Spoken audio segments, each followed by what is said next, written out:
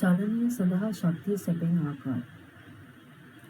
පේශීක සංකෝචනය හා ඉහළවීමේ ක්‍රියාවලියක් ඇති වෙන බව අපි හොඳ ආකාරව දන්නවා. එතකොට මේ පේශී සංකෝචනය සඳහා ශක්තිය අවශ්‍ය වෙනවා. මේ සඳහා ශක්තිය ලබා දෙන්නේ පේශී තන්තුවේ මයිටොකොන්ඩ්‍රියා තුළ ඇති ATP කියන සංයෝගයමයි. ATP අණුව සැදිලා තියෙන්නේ ඇඩිනෝසින් අණුව සමග ෆොස්ෆේට් අණු තුනක් සම්බන්ධ වීම. මෙහිදී ශක්තිය නිපදවනු ලබන්නේ ඇඩිනෝසින් සමග සම්බන්ධ වී ඇති ෆොස්ෆේට් කාණ්ඩ තුනෙන් අවසන් ෆොස්ෆේට් කාණ්ඩය බිඳහෙලීමෙන් තමයි ශක්තිය නිපද වෙන්නේ. එම ශක්තිය පේශී සංකෝචනය සඳහා ලබා දී. එහෙනම් බලන්න මේ ATP ADP එනර්ජි සයිකල් එකේ තියෙනවා උදාහරණ ඇඩිනෝසින් අණුව සමග බැඳුණු ෆොස්ෆේට් අණු තුනක් තියෙනවා. ඒ ෆොස්ෆේට් අණු තුනෙන් අවසන් ෆොස්ෆේට් අණුව විදහැලීමෙන් තමයි ශක්තිය නිපදවලා තියෙන්නේ. ෆොස්ෆේට් අණු විදහැලීමෙන් පසුව හැදෙනවා ADP අණු. මේ ක්‍රියාවලිය සමීකරණය මගින් දක්වන්නත් අපිට පුළුවන්. එතකොට මේ ශක්තිය නිපදවීමෙන් පසු ශක්තිය නිපදවන්නේ කොහොමද? ඇඩිනෝසින් අණුව සමග ෆොස්ෆේට් අණු තුනක් සම්බන්ධ වෙලා තියෙනවා. එතකොට අවසන් ෆොස්ෆේට් අණු විදහැලීමෙන් පස්සේ තමයි ශක්තිය නිපදවන්නේ. එතකොට ශක්තිය නිපදවීමෙන් පසු ඇඩිනෝසින් සමග ෆොස්ෆේට් කාණ්ඩ දෙකක් ඉතුරු වෙනවා. එය අපි හඳුන්වනවා ADP කියලා. ඇඩිනෝසින් ඩ්‍රයිෆොස්ෆේට් කියලා කියනවා. දිගින් දිගටම ATP විදහැලීමෙන් ATP අවසන් වීම සිදු වෙනවා. දිගින් දිගටම මේක සිද්ධ වෙනකොට ATP විදහැලලා ATP අවසන් වෙන අවස්ථාව එනවා. නැවත ශක්තිය නිපදවීමට ADP වලට නොහැකියි. ADP වලට ශක්තිය නිපදවන්න බැහැ. මොකද ඇඩිනෝසින් අණුවත් එක්ක තියෙන ෆොස්ෆේට් අණු දෙකක්.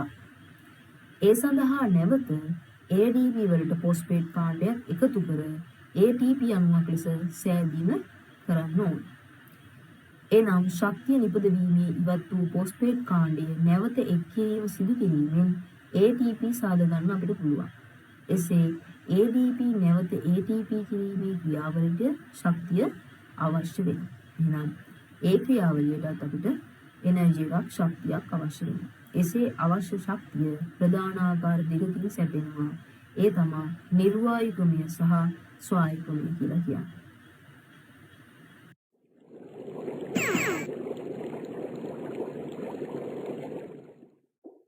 Almost everything an organism does requires energy.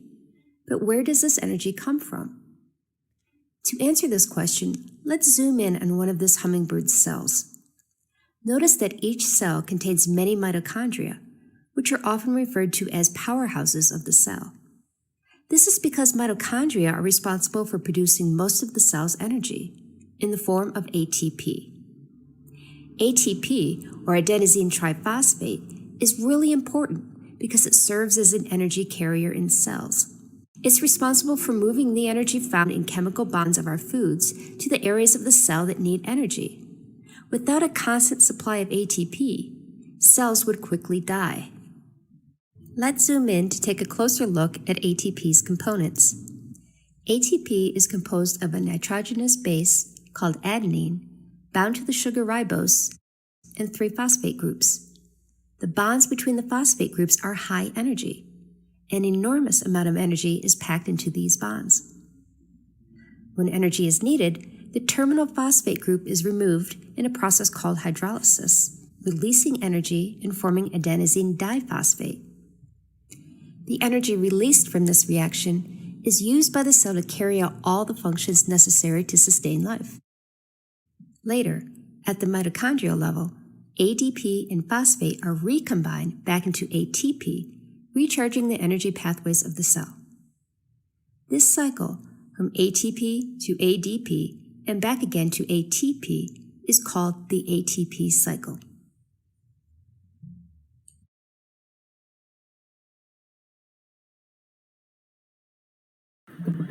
නිර්වායු සහ ස්වායු ක්‍රමයට අදාළ රූප සටහන් දෙකක් තමයි දීලා තියෙන්නේ.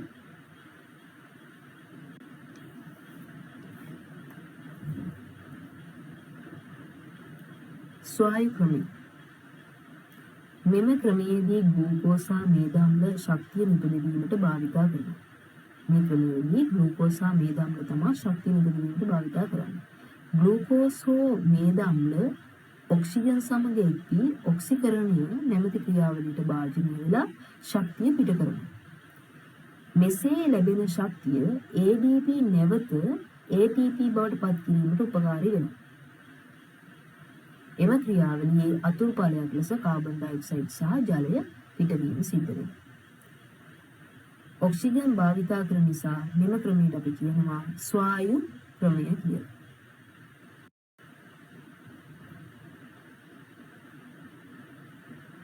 මෙම ක්‍රමයේදී වැඩිපුර ශක්තිය නිපදවන නම් සැපයුම වේගවත් නැද කියලා කියනවා.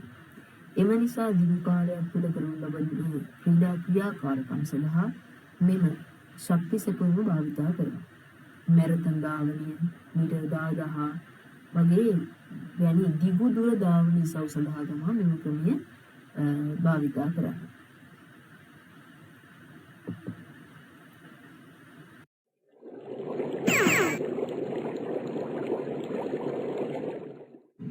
This bird, like all living animals, has cells that carry out cellular respiration. During cellular respiration, organisms break down nutrients in order to produce energy in the form of ATP. Let's take a closer look to see how this happens. If we zoom in on one of this bird's cells, we can see the mitochondria, where the majority of the reactions involved in cellular respiration occur. Let's zoom in further on a single mitochondrium. Cellular respiration consists of 4 primary stages.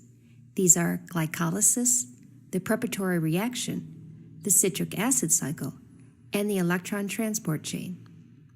The first stage, glycolysis, occurs in the cytoplasm outside of the mitochondria. During glycolysis, enzymes break down glucose into 2 molecules of pyruvate. During this process, 2 ATP are produced, and NADH is released to be used in a later step of cellular respiration. Stage 2 is the preparatory reaction. During this stage, the pyruvates of glycolysis move into the mitochondria, where they are converted into acetyl-CoA. During this conversion process, more NADH is produced and carbon dioxide is released. In stage 3, the citric acid cycle, the remaining carbons from the initial glucose are oxidized, releasing carbon dioxide. NADH and FADH2 are also produced, in addition to 2 ATP molecules. Most ATP production occurs in stage 4, the electron transport chain, or ETC. In this stage, the NADH and FADH2 from the previous stages give up electrons to the chain. Energy is released and captured as the electrons move from a higher energy to a lower energy state using a series of proteins embedded in the membranes of the mitochondrion. Later, this energy will be used for the production of ATP, typically 32 to 34 per initial glucose. Oxygen is used by the ETC as a terminal electron acceptor. It then combines with hydrogen ions to produce water. If we add up all the ATP produced from just one glucose molecule, we can see that these reactions produce a total of 36 to 38 ATP.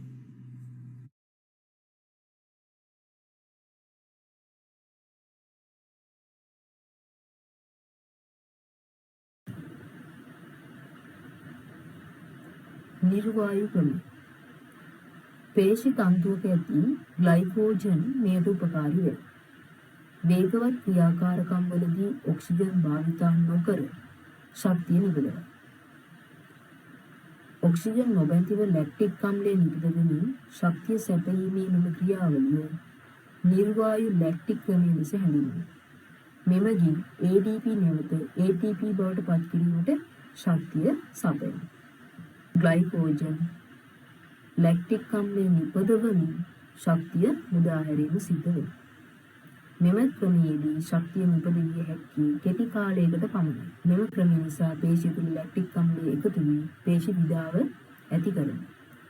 Oxygen සෑදුණු ලැක්ටික් අම්ලය ඉවත් කිරීමට උපකාරී වෙනවා. Metre 400 වැනි වේගතාවක තරංගවලදී මෙම ශක්තිය ක්‍රමය උපකාරී වෙනවා. මීටර් 800 මීටර් 1500 තරංගවල අවසාන වේගධාවනය සඳහාද මෙම ක්‍රමය උපකාරී වෙනවා.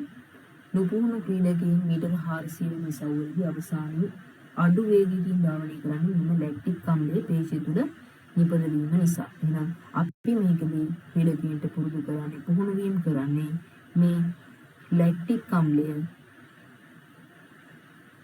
එකතු වීම වැළැක්වීම නෙමෙයි. මේ ලැක්ටික් අම්ලය එකතු වීම වැළැක්වීම නෙමෙයි. ලැක්ටික් අම්ලය එකතු වීමට යන කාලය වැඩි කර ගැනීමට. ඒ මීටර් 400 දුවන ක්‍රීඩකයෙකුගේ අවසාන මීටර් 300 දී මෙයාගේ පේශි තුල ලැක්ටික් අම්ලය නිපදවුවොත් අපි මීටර් 350 දී වගේ ලැක්ටික් අම්ලය නිපදවන ආකාරයට ට්‍රේන් කරගත්තොත් අපිට ඊට වඩා වැඩි කාලයක් මෙයාගේ පේශි විඩාවටපත් නොවී තබා ගන්න මෙයාව පුහුණු කරන්න ට්‍රේන් කරන්න පුළුවන්. එහෙනම් ක්‍රීඩා පුහුණු වීම තුළින් අපිට පේශි තුල ඇතිවන නැත්නම් පේශි තුල සෑදෙන ලැක්ටික් අම්ලය ඉවත් කිරීමෙන් සිදු කරන්න පුළුවන්. එතකොට ඒ වගේම තමයි පේශි තුල ඇතිවන ලැක්ටික් අම්ලය නිපදවීමේ කාල සීමාව දීර්ඝ කරන්න පුළුවන්.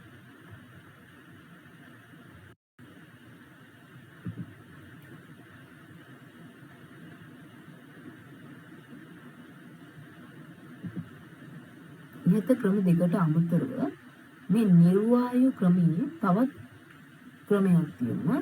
ඒ තමයි ශනිකව වේගවත් ක්‍රියාකාරකම් වලදී ශනිකව ශක්ති සැපයීමට තවත් ක්‍රමයක් ක්‍රියාත්මක වෙනවා. ඒ සඳහා ක්‍රියේටින් ෆොස්ෆේට් හෙවත් ෆොස්ෆෝක්‍රියේටින් නම් සංයෝගයේ උපකාර. මෙම ක්‍රියේටින් ෆොස්ෆේට් ක්‍රියේටින් හා ෆොස්ෆේට් ලෙස වෙන්වීමෙන් නිපදවන ශක්තිය ADP නැවත ATP බවට පත් කිරීම සඳහා ලබා දෙනවා. ක්‍රියේටින් ෆොස්ෆේට් එහෙනම් ක්‍රියේටින් ධන ෆොස්ෆේට් ධන ශක්තිය. ක්‍රියේටින් ෆොස්ෆේට් ඔක්සිජන් නොමැතිව ක්‍රියේටින් හා ෆොස්ෆේට් ලෙස කාන් දෙකට බෙදෙනවා ශක්තිය නිපදවීම. මෙම ක්‍රමය ක්‍රියේටින් ෆොස්ෆේට් ක්‍රමය හෙවත් CP ක්‍රමය ලෙස හඳුන්වනවා. මෙම ශක්තිය නිපදවීමට ඔක්සිජන් වායුව ඇති විටත් නැති විටත් සිදු වෙන්න පුළුවන්. ඔක්සිජන් භාවිත නොකරන විට එය නිර්වායු ඇලැක්ටික් ක්‍රමය කියලා අපි හඳුන්වනවා. මෙම ක්‍රමයෙන් ශනිකව වැඩි ශක්තියක් සුළු වේලාවක් තුළදී සැපීමේ හැකියාව තියෙනවා. එහෙනම් ශක්ති සැපීම යාමත් වේගවත් නෙවෙයි. ඒ නිසා අපි මීටර් 100 200 104 සහාය තරඟ පැනීම් විසිකිරීම් බර ඉසිරීම් වැනි ශනික වේගවත් ක්‍රියාකාරකම් වලදී මුල් තප්පර කිහිපය තුළ මූලික ශක්ති සැපයීම ක්‍රමය ලෙස මේ යොදා ගන්නවා.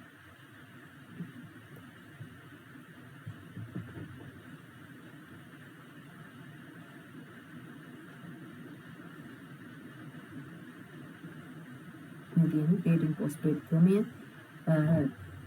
ඇනරොබික් ක්‍රමය සහ ඇරොබික් ක්‍රමය ගැන රූපසටහන් කිහිපයක්. එතකොට එනර්ජි එක තියෙන ඩියුරේෂන් එක කාලය ක්‍රියේටින් ෆොස්ෆේට් තුළ තප්පර 15ක් වගේ කාලයකදී වගේ කෙරෙන ක්‍රියාකාරකම් නිර්වායු ක්‍රමයේදී විනාඩි 2ක් වගේ කාලයක් තුළ තියෙන ක්‍රියාකාරකම් ස්වායු ක්‍රමයේදී විනාඩි කිහිපයක සිට පැය කිහිපයක් දක්වා මේක වෙනස් වෙන්න පුළුවන් කියලා කියනවා.